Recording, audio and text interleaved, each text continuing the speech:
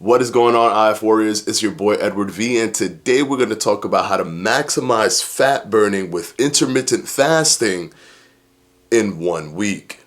You're not going to want to miss this one.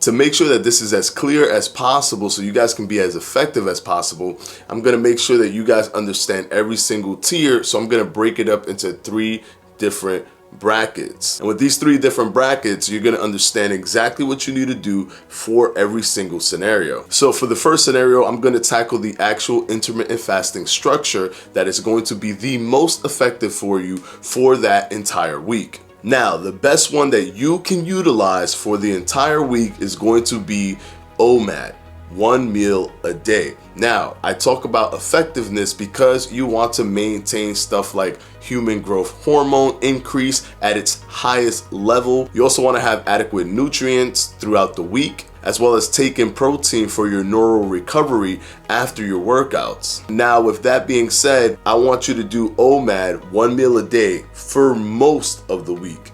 For 2 days, I want you to skip over 2 complete days and make them consecutive. So that is a 48-hour fast. You're probably thinking, okay, I'll just do that at the end of the week. No, I recommend you do that in the middle and not at the end of the week. And I'll explain why later on. Now, for Monday, you're going to do OMAD, 1 meal a day. You're going to structure this. You're going to select a time that you're going to be able to stick to every single day of that week. Once you have a time selected and you know that you can stick to that time for that specific week, it's time to start. Now, this is the structure tier. You're creating the foundation for how you're going to maximize your fat loss in 1 week. If it was up to me, this is how I would structure it. Monday, OMAD. Tuesday, OMAD. Wednesday, OMAD. Thursday and Friday will be the selected days for the 48-hour fast. Saturday, OMAD, and Sunday, OMAD. Now, this is the most strategical thing that you can do in terms of maximizing fat loss in 1 week, but it's not the only thing that's required, which will move us on to tier 2, your workout regimen. Yes, you have to also go to the gym. Now, I am going to recommend that you go to the gym Monday through Friday in this example. That's 5 days in the gym, 5 full days. Of those 5 days, 4 of those days will require weight resisting training and 5 of those days will require cardio. And this is the setup that I recommend you follow to maximize fat loss in 1 week. For Monday, a 5-minute warm-up that can be either running or jump rope, followed by weight resistant training. Now, I'm not going to break down what to do exactly in terms of weight resistant training. That will be entirely up to you. I do, however, recommend that you break up different sections of your body parts throughout the week, ending it with the most compound exercises that you can. Things like deadlifts that can tackle most of your muscles in your body in a single workout. But throughout the week, you can break it up in groups of 3 in which you will be tackling muscle tissues that will normally work together anyways. For example, tricep, chest, and back can be coupled in 1 day. Because usually when you're doing your chest workouts, you're also working out your triceps and your back. Stuff like bench press utilizes these muscle tissues at a great extent. So since you're already using it during the bench press, you can couple it all together and work out triceps specifically as well as your back specifically during that workout day. After that workout, you want to go into your cardio session. Now, this needs to be about 30 minutes. You can do high intensity interval training, which is running on a treadmill, or you can do jump rope, which also can involve high intensity interval training in which you control the times where you start to speed up the jump rope session and slow it down. And of course, don't forget, you can get your jump rope from FledgeFitness.com, one of the best speed jump ropes available. Super durable. And if you don't have a treadmill or you don't have a location to run, you can do this cardio as long as you just have a flat surface. That also brings me to my next point.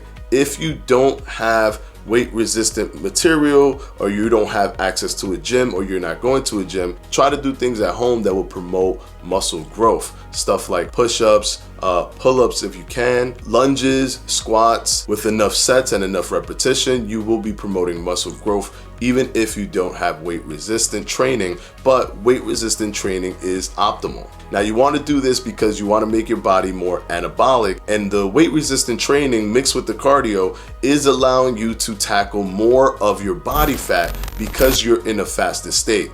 Yes, you want to make sure that all of your workouts, all of them, every single one of them, you go into it in a fasted state. And the reason for this, in which I explained in my Wednesday video, is that you want to make sure that your body is at optimal form for it to tackle specifically your body fat. And that happens when your insulin is down. When you're fasting, specifically, your insulin not only drops, but your human growth hormone also increases. And because of that increase, that entire platform of dropped insulin and increased human growth hormone lends itself to your body specifically targeting your body fat. And that's exactly what you're trying to maximize for the week. You're trying to burn body fat specifically. Now I want you to make sure that for Monday, Tuesday, Wednesday, Thursday, you do that same routine. You start with a 5-minute warm up, and this is to get your body warmed up, your muscles loose, so that you don't injure yourself during the weight resistant part, and then you move on to a 30-minute cardio. I want you to do that for Monday, Tuesday, Wednesday, and Thursday. Now, for Friday, just the 30-minute cardio.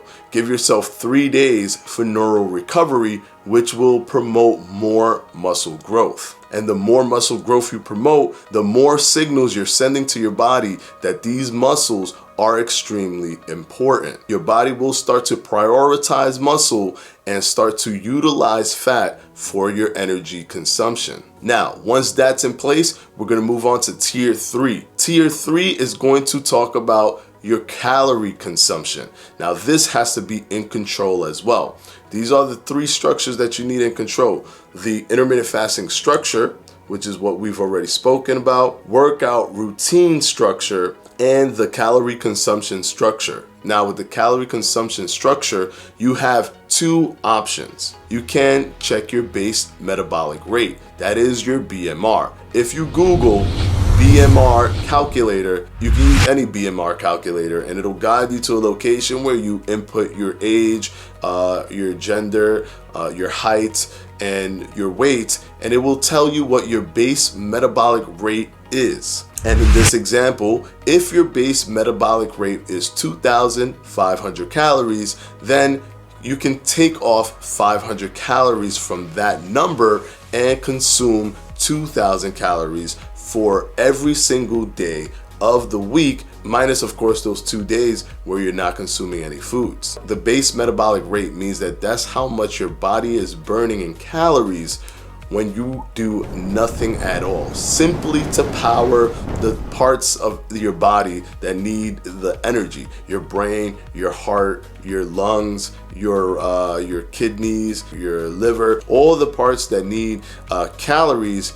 Even if you were to not move a finger, if you were in a coma, you will burn 2,500 in this example. Now, one fair warning: if your BMR is very low, you are not to go below 1,200 calories, as anything below 1,200 calories won't give you the nutrition necessary that you need to do this whole protocol as effective as possible. Also, what you can utilize is the TDEE, which is the total daily energy expenditure. There's a calculator for that as well. That more accurately determines your specific caloric needs based on your activity throughout the week. So if you want a more pinpoint caloric number, you can use the TDEE. This will allow you to be closer to know how much calories you're burning throughout the day based off of your activity, and then you can take off 500 calories from there. But if you do want it to be much more simplified, you can just do the 500 off of your BMR.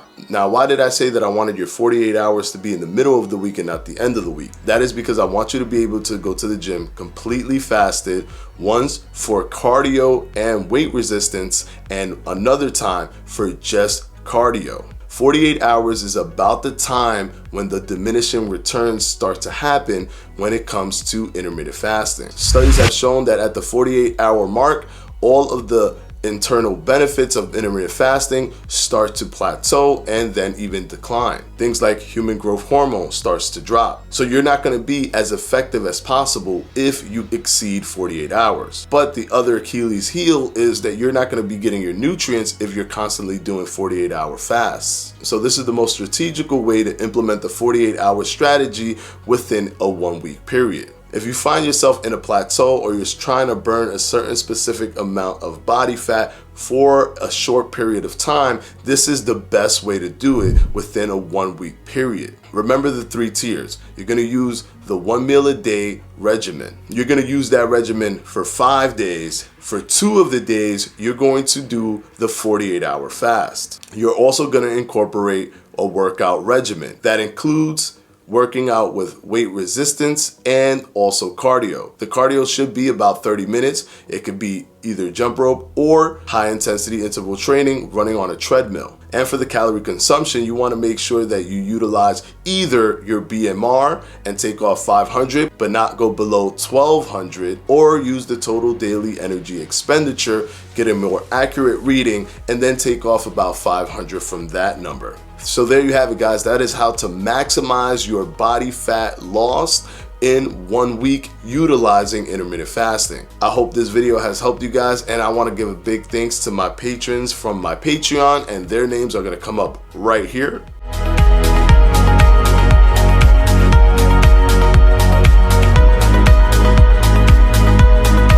Thank you so much, guys, and I'll see you on Wednesday for Intermittent Fasting FAQ.